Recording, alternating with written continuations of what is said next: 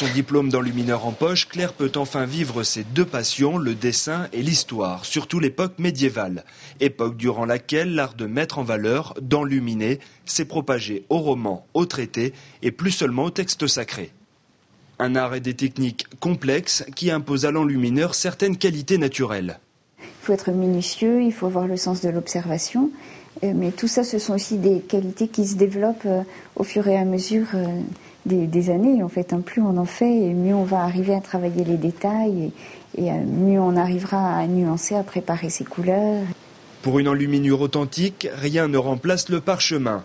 C'est le support d'écriture par excellence. Il s'agit en fait de peaux animales traitées dont on ne conserve que le derme.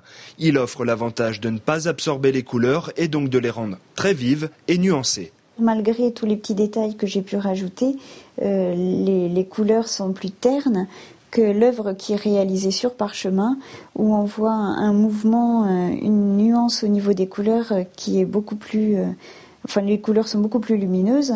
Le support parchemin permet également de travailler la feuille d'or et généralement les enlumineurs préfèrent appliquer des pigments naturels sur parchemin, comme la malachite, une pierre semi-précieuse qui donne cette couleur vert intense.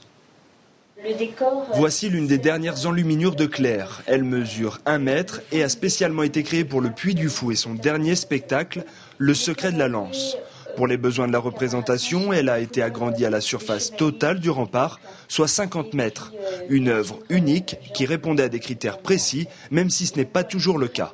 Sur d'autres œuvres, on peut partir, comme sur la miniature persane que vous avez ici, je l'ai créée entièrement, en essayant de rester dans l'esprit d'une création persane, où on voit tous les petits détails qui sont très fins sur la frise.